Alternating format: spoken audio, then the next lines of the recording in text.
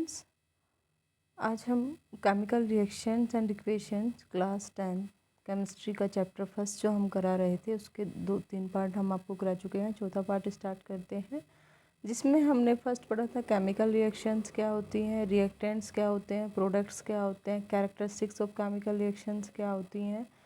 उसके बाद chemical equations क्या होती हैं, बैलेंस केमिकल इक्वेशन क्या होती है, अनबैलेंस केमिकल इक्वेशंस क्या होती है। फिर टाइप्स ऑफ रिएक्शंस पढ़ा था हमने। टाइप्स ऑफ रिएक्शंस में हमारे पास था combination reaction, displacement reaction, decomposition reactions, double displacement reactions, oxidation and reduction reactions. Oxidation and reduction reactions रह गया था, आज इसे हम कवर कर लेते हैं। Oxidation and reduction reactions, firstly हम बात कर लेते हैं ऑक्सीडेशंस की।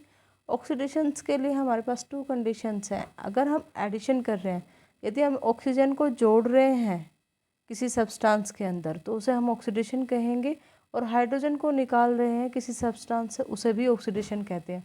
ऑक्सीडेशन कब होता है? अगर हम ऑक्सीजन को जोड़ रहे होते हैं किसी सब्सटेंस में तो उसे ऑक्सीडेशन कहते हैं, और हाइड्रोजन को निकाल रहे होते हैं तो भी उसे ऑक्सीडेशन कहते हैं। इसी प्रकार रिडक्शन होता है। रिडक्शन क्या होता है? अगर हम हाइड्रोजन को जोड़ते हैं किसी सब्सटेंस में उसे रिडक्शन कहते हैं, और ऑक्सीजन को बाहर निकालते हैं तो उसे रिडक्शन कहते हैं। एक कॉमन सी डेफिनेशन जो बुक में लिखी हुई है वो देख लेते हैं। Oxidation, addition of oxygen to a substance is called oxidation. Removal of hydrogen from a substance is also called oxidation. Reduction, the addition of hydrogen to a substance is called reduction. The removal of oxygen from a substance is called reduction. अब हम बात कर लेते हैं कि जो हमारी reduction की जो प्रोसेस है वो जस्ट अपोजिट प्रोसेस है ऑक्सीडेशन की।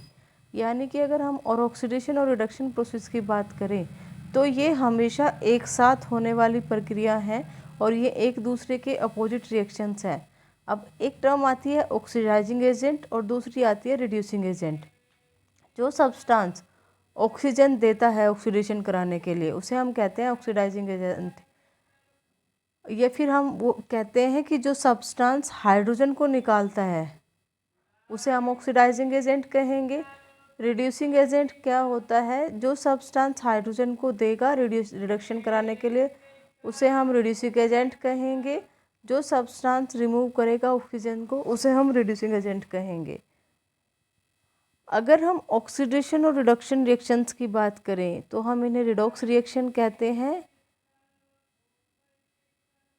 अब देखो example, when copper oxide is heated with hydrogen than copper metal and water form.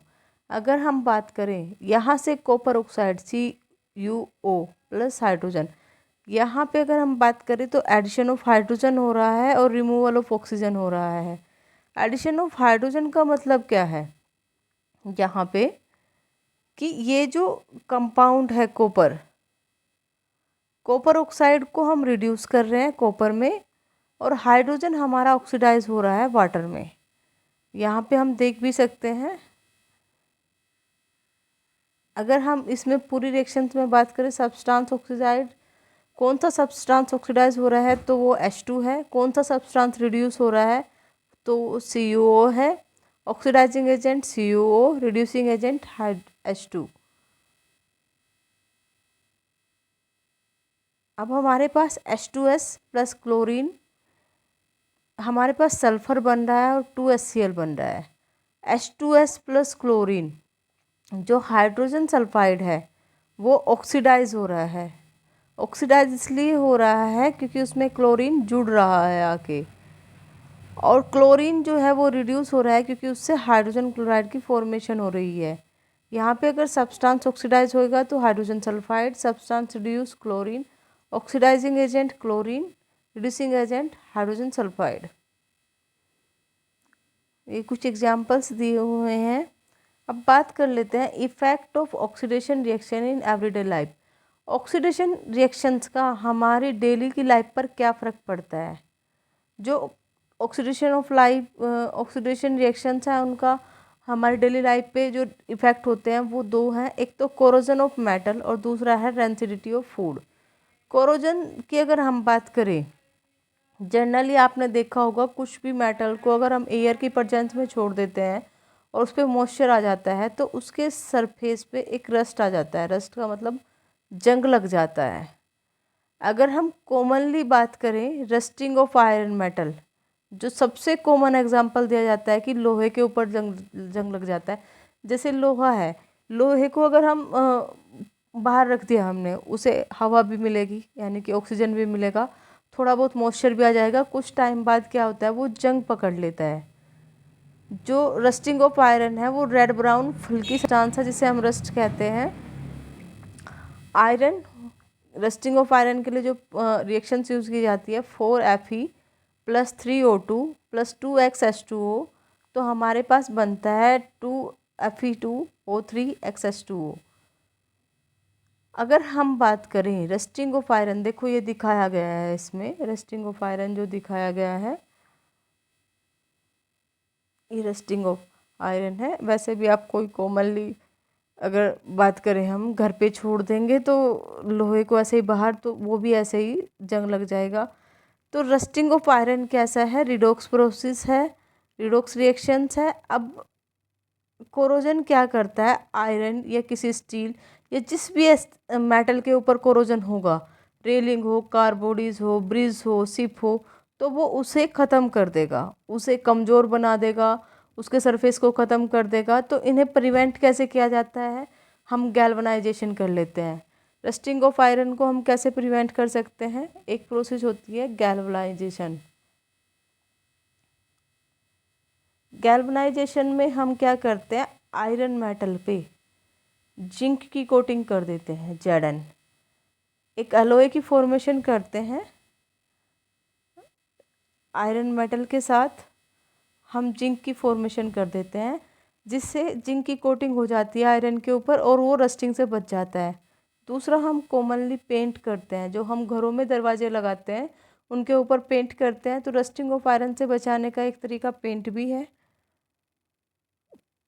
Oil की पॉलिशिंग करते हैं, ऑयल की पॉलिशिंग करते हैं। अब बात आती है रिंसिडिटी। ये तो था हमारे पास जो रस्टिंग ऑफ आयरन था, ये रिडॉक्स रिएक्शन था। अब रिंसिडिटी की बात कर लेते हैं। ऑक्सीडेशन जो होता है, जो फूड कंटेनिंग होते हैं जिनमें फैट और ऑयल होता है, उन्हें डैमेज कर देता है। तो जो कंडीशन होती है, यानी कि जो एयर ऑक्सीडेशन होता है, वो फैट और ऑयल फूड को उनमें एक बदबू पैदा कर देता है और जो उसका टेस्ट है वो ख़राब कर देता है। अनप्लीजेंट का मतलब बदबूदार बना देता है और उसे खाने को भी ख़राब कर देता है, तो उसे हम रिंसिडिटी कहते हैं। जब खाना सड़ जाता है या बदबू मारने लगता है, तो रिंसिडिटी को प्रिवेंट करने के लिए हम एंटीऑक्सीडेंट मिलाते हैं फूड के अंदर।